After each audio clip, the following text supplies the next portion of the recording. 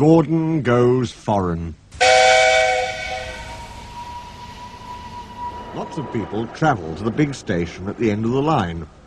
Engines from the other railway sometimes pull their trains. These engines stay the night and go home next day.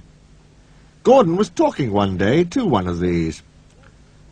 "When I was young and green," he said, "I remember going to London. Do you know the place? The station's called King's Cross." "King's Cross?" snorted the engine. "London's Euston. Everybody knows that." "Rubbish," said Duck. "London's Paddington."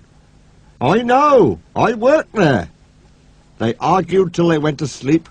They argued when they woke up. They were still arguing when the other engine went away. "Stupid thing," said Gordon crossly. "I've no patience." "Stupid yourself," said Duck. "London's Paddington. Paddington, do you hear?" "Stop arguing," James broke in. "You make me tired. You're both agreed about something anyway." "What's that?" "London's not Euston," laughed James. "Now shut up." Gordon rolled away, still grumbling. "I'm sure it's King's Cross. I'll go and prove it." But that was easier said than done. London lay beyond the big station, at the other end of the line. Gordon had to stop there. Another engine then took his train. "If I didn't stop," he thought, "I could go to London." One day he ran right through the station. Another time he tried to start before the fireman could uncouple the coaches. He tried all sorts of tricks, but it was no good. His driver checked him every time. "Oh dear," he thought sadly, "I'll never get there." One day he pulled the express to the station as usual. His fireman uncoupled the coaches, and he ran on to his siding to wait till it was time to go home. The coaches waited and waited at the platform, but their engine didn't come. A porter ran across and spoke to Gordon's driver. "The inspector's on the platform. He wants to see you." The driver climbed down from the cab and walked over to the station. He came back in a few minutes looking excited. "Hello," said the fireman. "What's happened?" "The engine for the express turned over when it was coming out the yard. Nothing else can come in or out. They want us to take the train to London. I said we would if the Fat Controller agreed. They telephoned, and he said we could do it. How's that?" "Fine," said the fireman. "We'll show them what the Fat Controller's engines can do." "Come on," said Gordon, "let's go."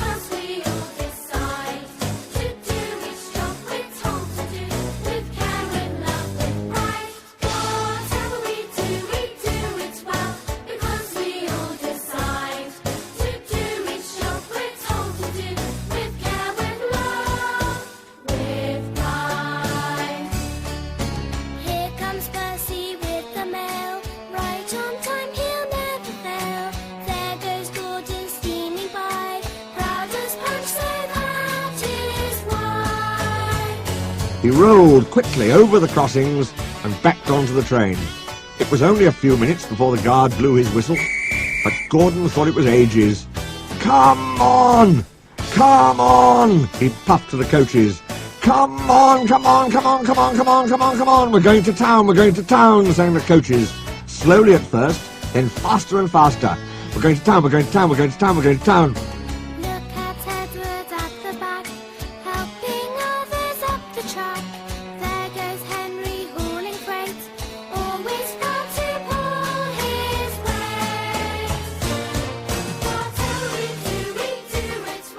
Because we all decide to do each job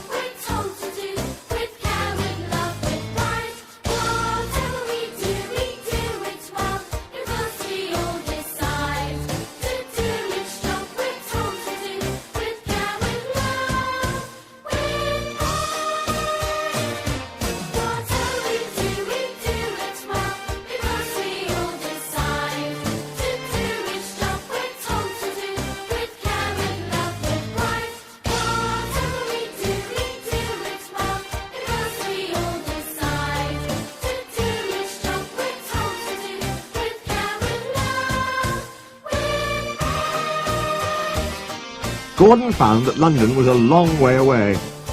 "Never mind," he said. "I like a good long run to stretch my wheels." But all the same, he was glad when London came in sight.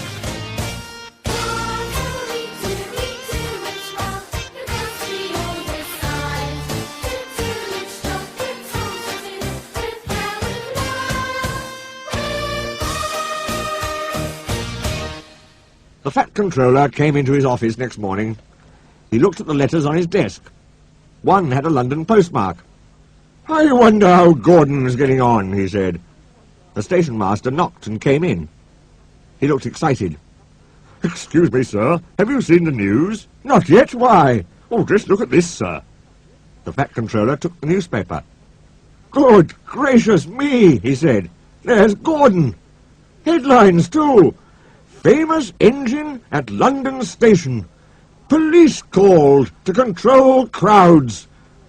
The Fat Controller read on, absorbed. Gordon returned next day. The Fat Controller spoke to his driver and fireman. "I see you had a good welcome in London." "We certainly did, sir. We signed autographs till our arms ached. And Gordon had his photograph taken from so many directions at once that he didn't know which way to look." "Good," smiled the Fat Controller. "I expect he enjoyed himself. Didn't you, Gordon?" "No, sir, I didn't." "Why ever not?" "London's all wrong," answered Gordon sadly. "They've changed it. It isn't King's Cross any more. It's St. Pancras."